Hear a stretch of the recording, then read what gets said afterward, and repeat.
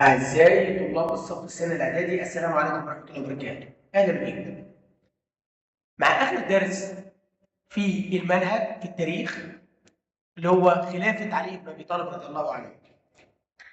قبل ما نبدأ كده في الدرس، ما تنسوش تشترك في القناة، تفعل زر الجرس، أي حاجة محتاجة تقدر تكتبها في التعليقات. ونبدأ كده بسم الله مع مستر جديد. نتكلم عن خلافة علي بن أبي طالب رضي الله عنه. طيب، زي ما احنا متفقين كل الخلفاء ولدوا في مكة بمفهوم سيدنا علي اتولد في مكة. بس ده اتولد بعد الرسول ب 30 سنة. يعني الرسول أكبر منه ب 30 وهو أصغر من الرسول ب 30 سنة. نسبه علي بن أبي طالب ابن عبد المطلب الهاشمي القرشي ابن عم النبي صلى الله عليه وسلم. نشأته تربى في بيت الرسول صلى الله عليه وسلم، فكان القدوة الصالحة والمثل الأعلى. طيب، ده بالنسبة لمين؟ لسيدنا علي. تبقى علي بن أبي طالب رضي الله عنه هو ابن عم الرسول صلى الله عليه وسلم، اللي هو أبو طالب اللي كان ربى الرسول وتولى تربيته بعد وفاة جده. أسلم وهو في العاشرة من عمره عند نزول الوحي، وأسلم على يديه على يد الرسول صلى الله عليه وسلم، فأصبح أول من أسلم منه. كلهم غلمان تمشي صح، الصبيان برضه مظبوط، الفتيان عشان لو جت لنا بأي حاجة تبقى عارفين إن هي تنفع. طيب، نتكلم عن صور مضيئة من حياته صلى الله عليه وسلم. سيدنا علي بن ابي طالب عاصر الرسول، يعني عاصر يعني عاش معاه في سيره الاسلام منذ بدايه الدعوه من الساعات الاولى من بدايتها. بعدين تلقى العلم عن يد معلمه الاول الرسول صلى الله عليه وسلم في اول مدرسه في الاسلام اللي هي دار الارقم ابن ابي الارقم. طيب، كان علي بن ابي طالب اول فدائي في الاسلام، ده اللي حيث نام في فراش النبي صلى الله عليه وسلم يوم الهجره عشان يخدع المشركين، لذلك لقبوه ايه؟ باول فدائي في الاسلام.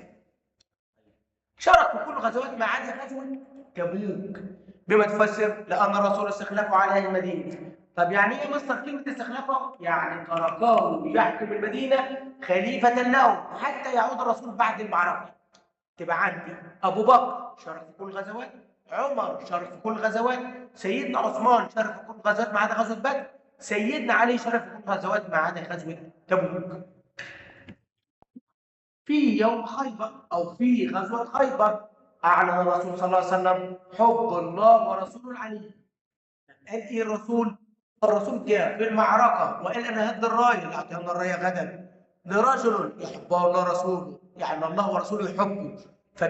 فكان علي بن أبي طالب.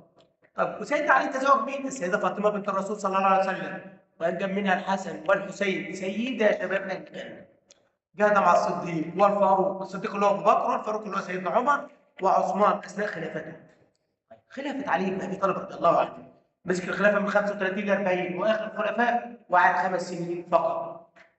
بعد استشهاد عثمان اسرع الناس ليبايعوه، لكنه كان يختبئ منهم ويقول لا حاجه لي بامركم، انا مش عاوز حاجه. تبقى بيدعو لمن قال هذه العباره نقول سيدنا علي. انا لمين؟ للمسلمين. المناسبه عندما عرضوا عليه الخلافة ورفض الخلافة، لكن الصحابة أصروا على اختياره فاضطر للموافقة فبايعوا الصحابة، ثم بويع البيعة العامة في المسجد، ثم خطب الناس. نفذ علي بن أبي طالب ما قاله على نفسه، فكان قدوة في الزهد. يعني ايه الزهد؟ عدم الانفاق، يعني هو يمتلك ولا ينفق على نفسه، انه كان بيعطي الفقراء. وعدم الحرص على الدنيا، يقول لي دلل. لم يأخذ من بيت المال الا قدر حاجته، الا الحاجه اللي هو محتاجها.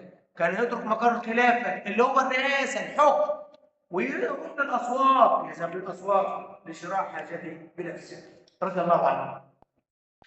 احنا كده تدريبنا مع بعض. علي بن ابي طالب هو ممكن نقول اول فدائي في الاسلام، من اختار رقم واو. طيب، عمر بن الخطاب لقب باب الفاروق اللي هي جيم. طيب، عثمان بن عفان نشأ في عهد اول اسطول حربي اللي هي ب. السيده فاطمه بنت محمد صلى الله عليه وسلم انجبت الحسن والحسين اللي هي دال. قال عنه رسول الله رجل يحبه الله ورسوله يحبه الله ورسوله علي بن ابي طالب اللي هي الف. طيب، دلل. نفذ علي بن ابي طالب ما قاله عن نفسه وكان قدوة تنفذه على الحرص على الدنيا، لم يأخذ من بيت مال المسلمين إلا قدر حاجته، كان يترك مقر الخلافة ويذهب للأسواق لشراء حاجته بنفسه. طيب، كان علي بن ابي طالب اول فدائي في الاسلام، حيث نام في فراش الرسول صلى الله عليه وسلم لرد الامانات. شارك علي بن ابي طالب رضي الله عنه في كل غزوه ما عدا غزوه تبوك، حيث استخلف الرسول على المدينه في سبيل الغزو. خلينا كده نكمل ونشوف اهم اعمال سيدنا علي بن ابي طالب رضي الله عنه. اهم اعمال هم حاطين اتنين بس. اولا، نقل مقر الخلافه. يعني ايه نقل مقر الخلافه؟ يعني الخلافه كان دايما في المدينه، الرسول كان موجود في المدينه بيحكم المدينه، وابو بكر وعمر وعثمان. لما جه سيدنا علي نقل مقر الخلافه من المدينه الى الكوفه بالعراق، يقول بما تفسر ليسر من خلالها الانتقال الى المدن الجديده بعد اتساع الدوله الاسلاميه وكثره الفتوحات، عشان يقدر يتنقل بين الدول الاسلاميه والولايات الاسلاميه. ثانيا نظم الشرطه، يعني قام بتنظيم الشرطه، عمل شرطه بما تفسر من اجل المحافظه على امن وسلامه المواطنين، ملاحقه الجناه والمفسدين والخارجين على القانون. عندي استشهاد الخليفه علي بن ابي طالب رضي الله عنه. استشهاد انقسم الناس الى فريقين. ثمرة الفتنة التي أشعلها عبد الله بن سبأ بعد مقتل عثمان. الفريق الأول بيقول سرعة القصاص من قتل عثمان، يعني اللي قتل سيدنا عثمان نقتله. وعندنا في القرآن ولكم في القصاص حياة يا أولي الألباب. الفريق الثاني كان بيقول لا، لازم يتأجل القصاص حتى تستقر أمور الدولة، ما عندوش اعتراض على القصاص، بس هنأجل اللي قتل سيدنا عثمان ما نقتلهمش دلوقتي، لما الدولة تستقر ونجيبهم ونقتلهم ونقتص منهم. المهم حدثت حروب بين الفريقين، اتفق الفريقان الفريق الاول والثاني على التحكيم، يعني قعدوا ناس بيناتهم كده يحكموا التحكيم، ما حلش المشكله، لم ينفع في انهاء الخلاف. خرج مجموعه اخرى من الفريق الثاني. الفريق الثاني ده كان فيه سيدنا علي، يعني كان طبعا فيه سيدنا علي وكان معاه مجموعه طلعوا من الجيش، انشقوا عنهم سمي الخوارج، خرجوا من الجيش فسمي الخوارج. ثلاثة منهم اتفقوا انهم يقتلوا سيدنا علي ويقتلوا سيدنا معاوية ويقتلوا سيدنا عمرو بن العاص. اللي راح لسيدنا علي كان اسمه عبد الرحمن بن ملجم، وده قدر يقتل سيدنا علي بن ابي طالب وهو رايح يصلي الفجر او صلاة الصبح 17 من رمضان 40 هجريا، وفشل الاخران في قتل معاوية وعمرو، وبذلك استشهد الخليفة علي بعد عطاء اكثر من 50 عام.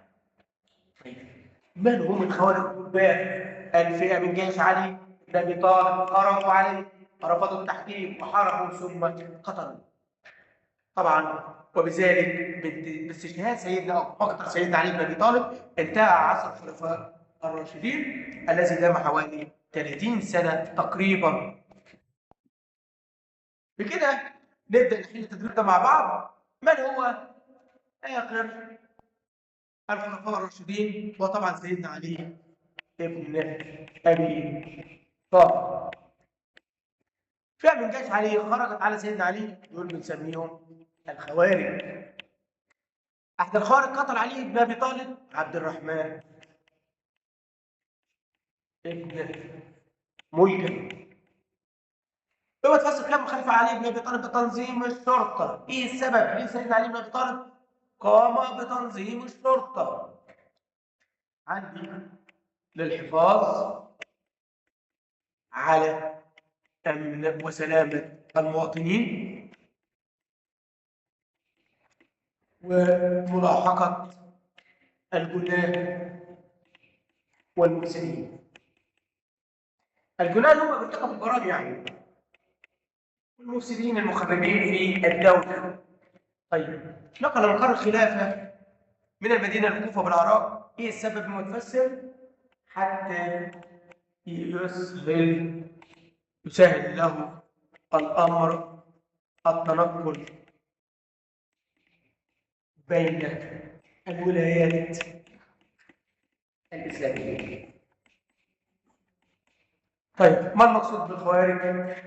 فئة من جيش علي خرجت عليه، حاربوا ثم قتلوا.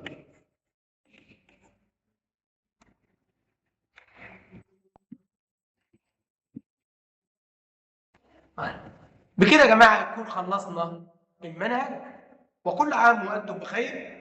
وإن شاء الله بإذن الله في الترم الثاني هنكون في فيديوهات أفضل وأحسن من كده. وكل عام وأنتم بخير، نتمنى لكم التوفيق، والحصص الجاية هتبقى فيه مراجعة. ما تنسوش تشترك في القناة، تفعل زر الجرس عشان تبقى فيه مراجعة وأسئلة وحل الامتحانات. والسلام عليكم ورحمة الله وبركاته.